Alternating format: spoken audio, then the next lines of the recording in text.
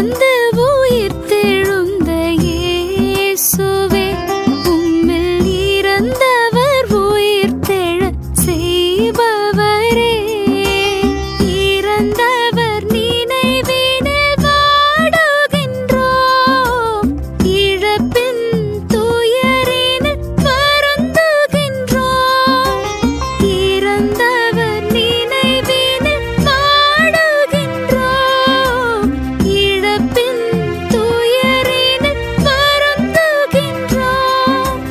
உம்மருள் ஆறுதல் தாருமையா, உயிர்ப்பின் நம்பிக்கையை தேற்றுமையா, இறந்து உயிர்த்தெழுந்த இயேசுவே,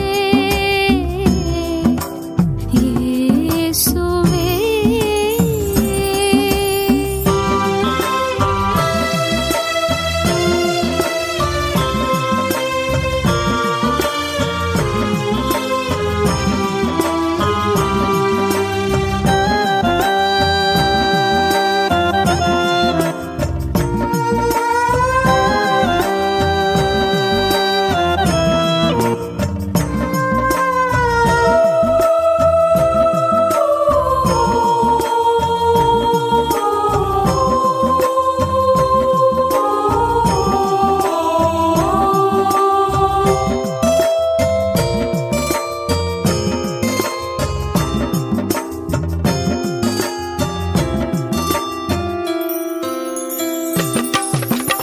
உயிர்ப்பும் வாழ்வும் நீரல்லவா, உயிர்கள் உமக்கே சொந்தமல்லவா, உயிர்ப்பும் வாழ்வும் நீரல்லவா, உயிர்கள் உமக்கே சொந்தமல்லவா, உடலினை மண்ணில் புதைத்துள்ளோம், உயிர்ப்பின் வாழ்விற்கு முளைக்கச் செய்யும்,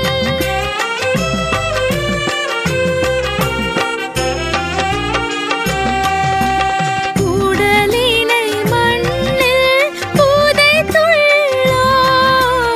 உயிர்ப்பின் வாழ்விற்கு முளைக்கச் செய்யும், இறப்பிலும் திறப்பினை அமைத்தவரே, இறந்த எம் அன்பரை உயிர்க்கச் செய்யும்.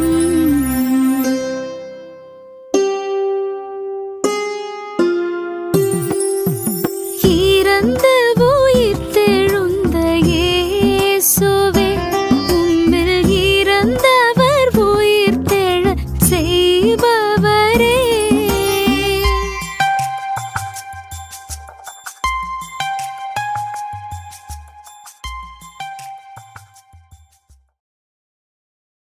நவம்பர் மாதம் 24ஆம் தேதி, பொதுக்காலம் 34ஆம் வாரம், திங்கட்கிழமை.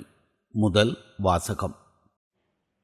இறைவாக்கினர் தானியேல் நூலிலிருந்து வாசகம். அதிகாரம் 1. இறைவசனங்கள் 1 முதல் 6 மற்றும் 8 முதல் 20 முடிய. யூதா அரசன் யோயாக்கிமின் 3ஆம் ஆட்சி ஆண்டில் பாபிலோனிய அரசன் நேபுகத்நேசர் எருசலேமுக்கு வந்து முற்றுகையிட்டான். தலைவராகிய ஆண்டவர் யூதா அரசனாகிய யோயாக்கிமையும் கடவுளுடைய கோவிலின் கலன்கள் சிலவற்றையும் அவனிடம் கையளித்தார். அவனும் அவற்றை சீனார் நாட்டிலிருந்த தன் தெய்வத்தின் கோவிலுக்கு எடுத்துச் சென்று அவற்றை தன் தெய்வத்திற்குரிய கருவூலத்தில் சேர்த்தான். அப்பொழுது அரசன் தன் அரண்மனை அலுவலரின் தலைவனாகிய அஸ்பெனாசுக்கு அரச குலத்தையும் உயர்குடியையும் சார்ந்த இஸ்ரேல் சிலரை கொண்டு வருமாறு கட்டளையிட்டான். அக்கட்டளைப்படி அவர்கள் உடல் ஊனமற்ற, அழகுமிக்க, எல்லா ஞானத்திலும் தேர்ச்சி பெற்ற, அறிவிலும் உணர்விலும் கல்வியிலும் சிறந்த, அரசனின் அரண்மனையில் பணியாற்றும் திறமை பெற்ற இளைஞர்களாய் இருக்க வேண்டும்.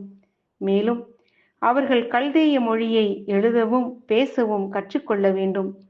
அரசன் தான் உண்டு வந்த சிறப்புணவிலும் பருகி வந்த திராட்சைரசத்திலும் நாள்தோறும் ஒரு பங்கை அவர்களுக்கு கொடுக்கும்படி ஏற்பாடு செய்தான். இவ்வாறு 3 ஆண்டுகள் பயிற்சி அளித்த பின் இறுதியில் அவர்களை அரசன் முன்னிலையில் கொண்டு வந்து நிறுத்த வேண்டும் என்று ஆணையிட்டான். இப்படி தேர்ந்தெடுக்கப்பட்டவர்களுள் யூதா குலத்தைச் சேர்ந்த தானியேல், அனனியா, மிசாவேல், அசரியா என்பவர்களும் இருந்தார்கள்.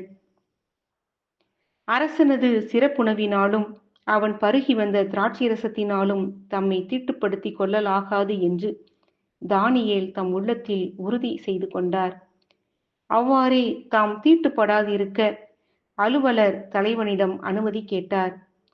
அலுவலர் தலைவன் தானியேலுக்கு பரிவும் இரக்கமும் காட்டுமாறு கடவுள் அருள் கூர்ந்தார்.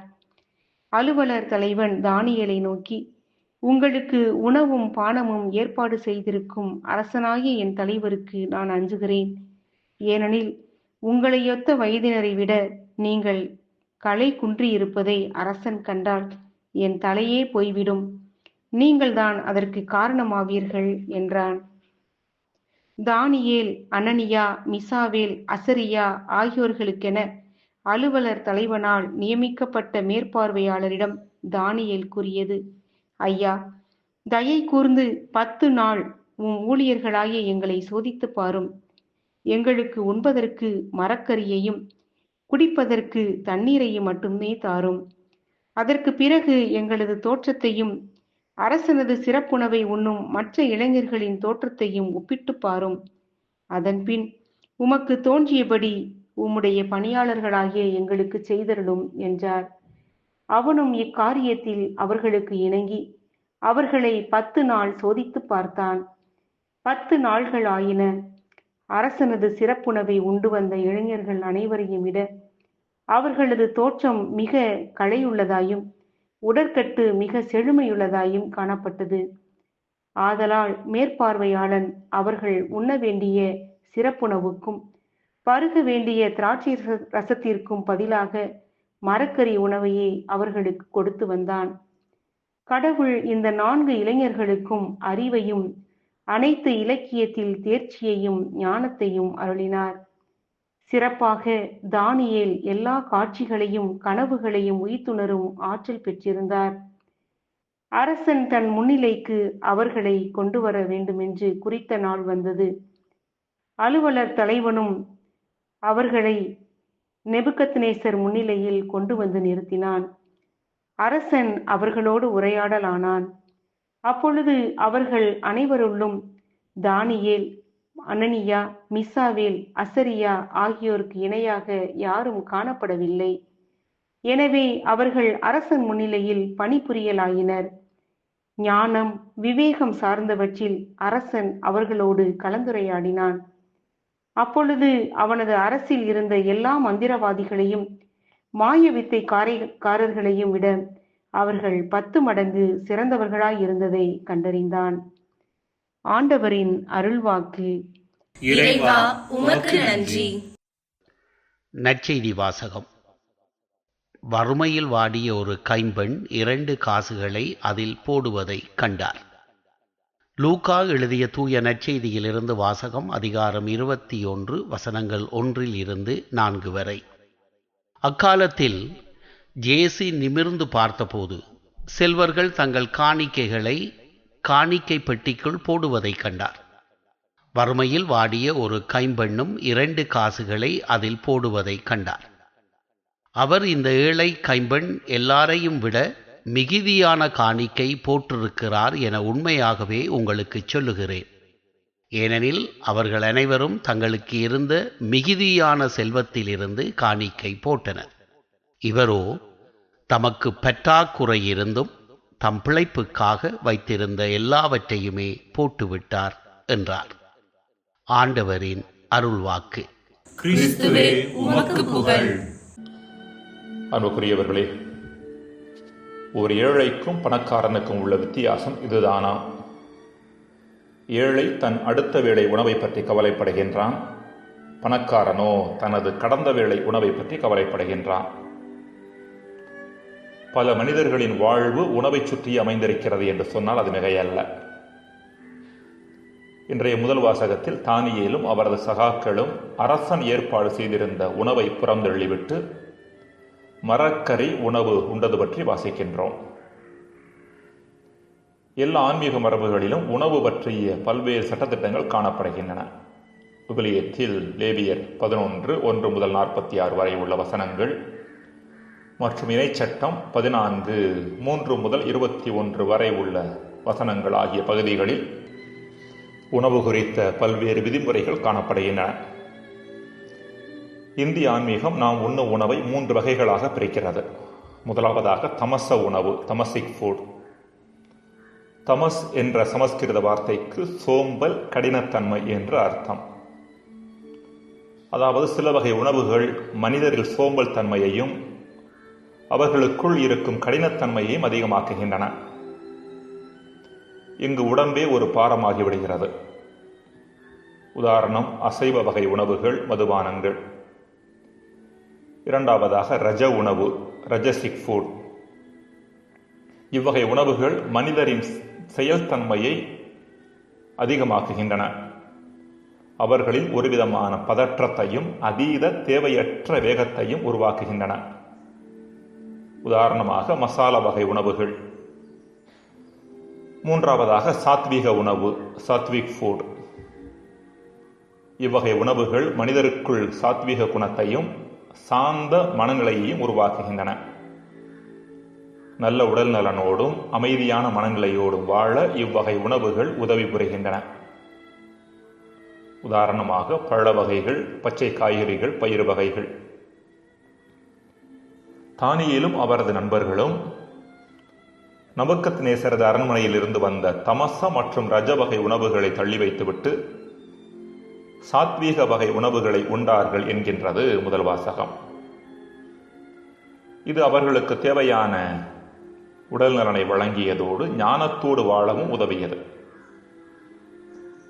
அன்புக்குரியவர்களே, இன்றைய காலகட்டத்தில் என்றுமில்லாத அளவிற்கு உணவை பற்றிய விழிப்புணர்வு அதிகமாக இருப்பது நமக்கு தெரியும். நாம் உண்ணும் உணவிற்கும் நமது குண நலன்களுக்கும் தொடர்பு இருக்கிறது என்று ஒரு சாரார் கூறிக்கொண்டிருக்கின்றனர். இதில் உண்மை இருக்கிறதோ இல்லையோ, நாம் உண்ணும் உணவிற்கும் நமது உடல் நலனுக்கும் நிச்சயம் தொடர்பு உண்டு.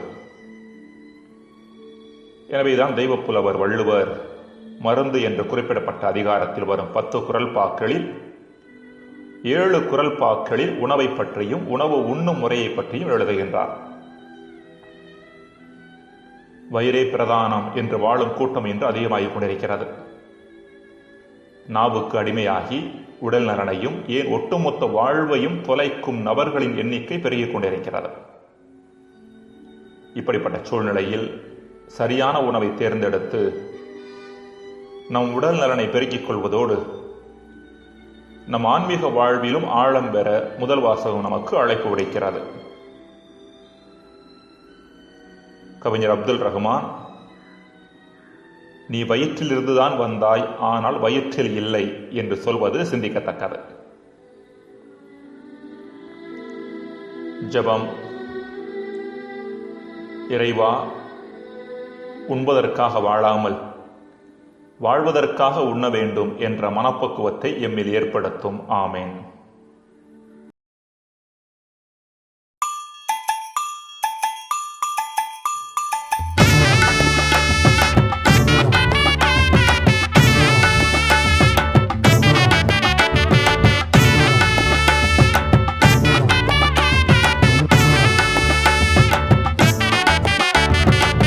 உணவே மருந்துன்னு சொன்னாங்க பெரியவங்க, மருந்தே உணவாகும் காலம் வர போகுதுங்க. நொறுங்க தின்னாக்க நோயோடி போகுமுங்க, பொருந்த சொன்னாங்க பொறுப்பாக கேட்டுக்கங்க. நீயும் நானும் இங்க 100 வருஷம் வாழணும்னா, நோய் நொடி இல்லாத தேகம் கொண்டு ஆளணும்னா, முன்னோர் சொன்னதையும் முறையா கேட்டுக்கணும். முதன்மை தேகம் ஒண்ணு தலையில போட்டுக்கணும். பாட்டி வைத்தியமும் நாட்டு சமையலும் நாக்க உற வைக்கும் வீட்டு கைமணம். 6 சுவைகளை நானும் சேர்க்கணும். ஆரோக்கியமா வாழ அதுவே துணை வரும். உணவே மருந்துன்னு சொன்னாங்க பெரியவங்க, மருந்தே உணவாகும் காலம் வர போகுதுங்க.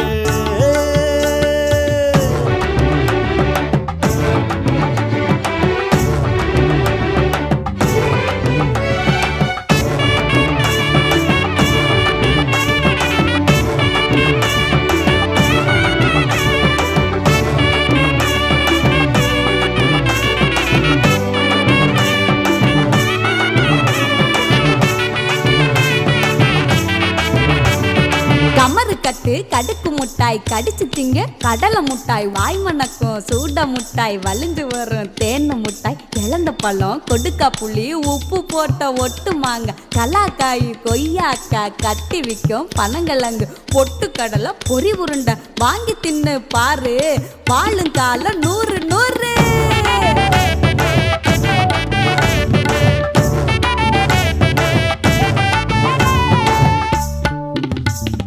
வாழையில சோறு வயிற்றுக்கு நன்மை தரும் வறுத்த உணவு எல்லாம் கொழுப்பை சேர்த்து விடும் பழமும் காய்கறியும் பாதி நோய் தீர்க்கும் பருப்பை சேர்த்துக்கிட்டா புரத சத்து வரும் உப்பு சர்க்கரையும்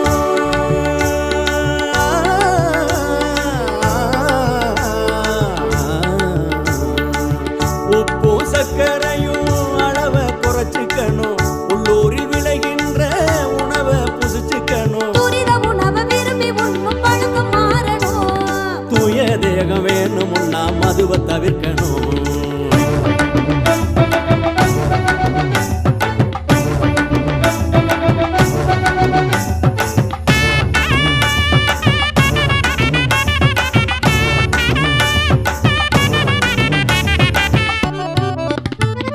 வேர்களிலே விளையும் கிழங்க சாப்பிடணும் நார்சத்து வேணும் தண்டும் சாப்பிடணும் 100 விதமான கீரை வகை இருக்கு நாளும் ஒதுக்காம தின்னா பயன் இருக்கு வெள்ளை சர்க்கரையே